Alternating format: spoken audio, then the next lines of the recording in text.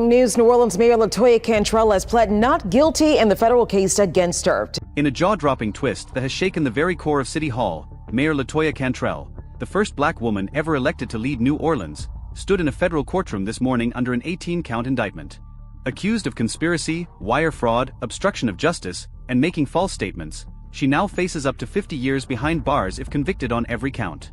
As cameras flashed and the buzz of reporters filled the air, she calmly entered a plea of not guilty, before turning around to insist that the real culprit behind her prosecution is racism itself.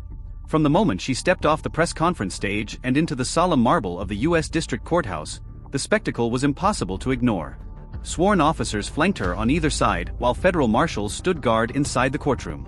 A sea of microphones and cameras greeted her as she nodded once, briefly, to the guessing public. Inside, hushed conversations rippled through the packed room, the weight of the allegations, misuse of taxpayer funds, secret romantic liaisons, deleted messages, looming over everyone present. Prosecutors traced the scandal back to October 2021, when Cantrell embarked on what was officially billed as a security-related trip to Scotland, accompanied by on-duty NOPD officer Jeffrey Vappy. Vappy would later describe in a WhatsApp message that the Scotland journey was where it all started, igniting federal suspicions of a relationship that went beyond professional boundaries.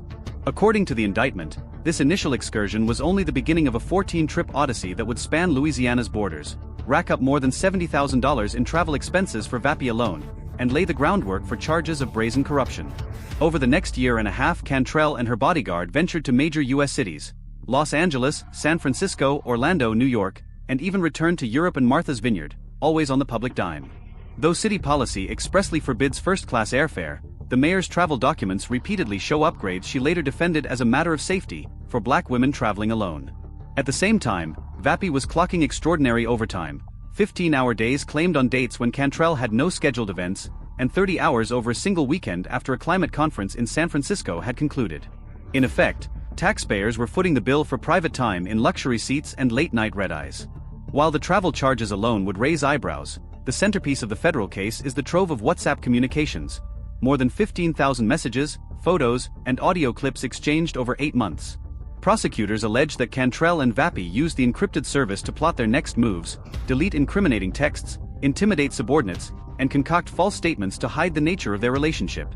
An uneasy tension runs through the indictment's pages, evidence that a city mayor and her protector were simultaneously conducting official duties and pursuing a personal affair, all while drafting expense forms that painted every lavish outing as legitimate business.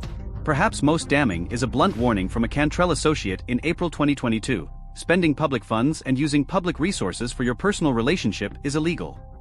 According to the indictment, rather than heeding this advice, the mayor responded by daring the writer to prove any wrongdoing.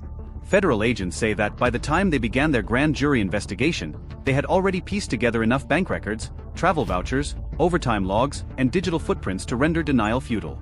The series of deleted messages, the concealed photographs, even the carefully choreographed restaurant dinners in the French Quarter, all pointed to a single, inescapable conclusion: public corruption cloaked as municipal security. In response, Cantrell has framed the entire affair as another attack on black leadership. Standing before the press after her arraignment, she maintained her innocence, calling the charges false allegations, and accusing prosecutors of disproportionately targeting black women. "This seems to be kind of prevalent relative to black leadership," she stated, vowing to continue cooperating while decrying what she called a racially motivated campaign. Whether this strategy will sway a jury remains uncertain, but it has already polarized public opinion, from scathing social media condemnations accusing her of playing the race card, to impassioned defenses highlighting the historic barriers she shattered as New Orleans' first female and first black mayor. In the commentary sections of news articles and on television panels, reactions have ranged from outraged demands to strip Cantrell of pension benefits if convicted, to reminders that she is innocent until proven guilty.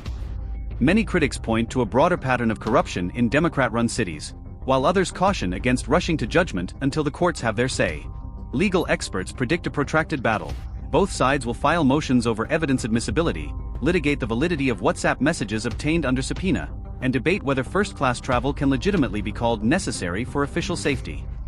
All the while, Cantrell remains at her desk in City Hall, still commanding the keys to a city teetering between recovery and relapse. As this unprecedented chapter in New Orleans politics unfolds, Cantrell's legacy hangs in the balance. Will history remember her as a trailblazer undone by personal indiscretion, or as a courageous leader fighting off biased prosecutors bent on undermining black authority? The answer will emerge not from headline writers or YouTube commentators, but from a federal jury tasked with weighing every piece of evidence, flight logs, overtime sheets, WhatsApp transcripts, against the presumption of innocence. Until that day arrives, one truth seems clear: the city that once prided itself on resilience now finds itself grappling with yet another scandal, one that reaches from the gilded balconies of the French Quarter all the way to the marble corridors of a federal courthouse.